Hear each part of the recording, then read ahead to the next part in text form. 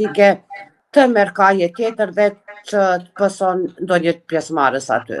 Megjithatë, ajo që thot Vleni ka një pjesë të vërtetës që jep kredite Ali Ahmetit kjo, por është pas zgjedhjeve, pra gjithçka ka mbaruar, Vleni mori ato që donte.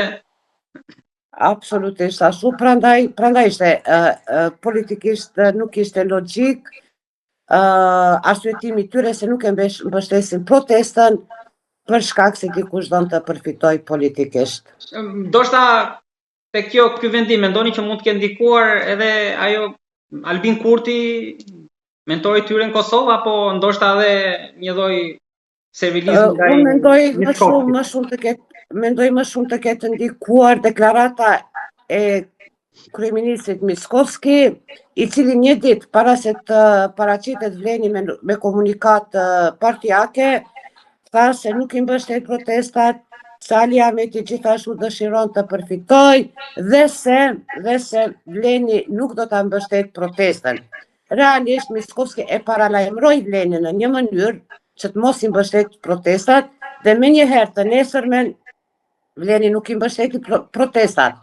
Pas disa ditëve, Izet Mexhiti, aktualisht kryetari i komunës, mirë po që ishte zëvendës kryeministër i parë, tha se e mbështet protestën, kjo ishte para 2 ditëve, dhe po ashtu në këtë deklarat kryeministri Mickovski tha se Izet Mexhiti e ka thënë këtë deklarat për pikë politike. Sa i përket ndërlidhjes së Albin Kurtit, pasi që e dim që Albin Kurti ka një përfaqësues politik në Republikën e Maqedonisë së Veriut, është deputeti Bekim Çoku, i cili deri këto momente nuk është deklaruar sa do ta mbështet. Realisht vetëm krerët e Vlenit nuk janë deklaruar, të gjithë kryetarët e partive tjera opozitare në Maqedoni janë deklaruar pro protestës. Albin Kurti përmes këshilltarit të tij politik dhe deputetit në Republikën e Maqedonisë së Veriut fare nuk është deklaruar, që i bie se është në vit të njëjtë me Vlenin, për të mos i përkrah protestat. Zoti Selmani, dhe një pyetje të fundit kam, si po mbyllet ky vit për shqiptarët në Maqedoninë e Veriut? Kemi pasur zgjedhje, ka pasur dhe incidente, ka pasur debate që shkojnë e vinë për gjumë, banditerin, probleme të vjetra, të reja. Fatkeqësisht po mbyllet. Edhe ditët e fundit ka pas, ju keni bërë dhe një postim, ka pasur një debat edhe për çështjen e teksteve shkollore. Po. Fatkeqësisht po mbyllet jo mirë viti për shqiptarët, për shkak se në këtë qeveri faktori politik shqiptar realisht nuk është faktor, por është dekor.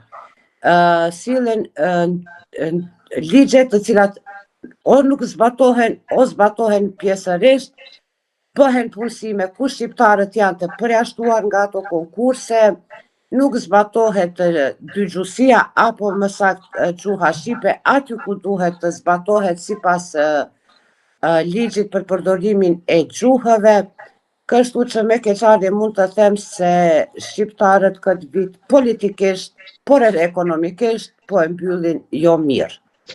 Ali Ahmeti mendoni që do ndjek shembullin e Sali Berishës këtu në Tiranë, që nuk do heq dorë nga partia, apo po reflekton për të marrë një vendim ndoshta të fortë? BDI është tash para kongresit që do ta mbajnë. Prandaj u pyeta. Dhe parashikimet janë se Ali Ahmeti do të vazhdojë të jetë kryetari i BDI-s. Pra ndoshta vetëm një rifreskim nga poshtë strukturave, jo të kokës.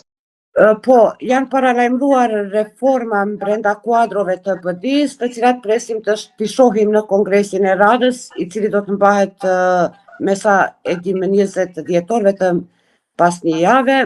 Janë paralajmëruar reforma të kuadrove, do me thënë, por sipas të gjitha gjasave, këto ndryshime do t'jenë në nivele poshtë kryetarit të partisë, ndërka që Ali Ahmeti megjithatë shikohet nga strukturat e BDI-s si figura më unifikuese e asaj partie, pra BDI-s.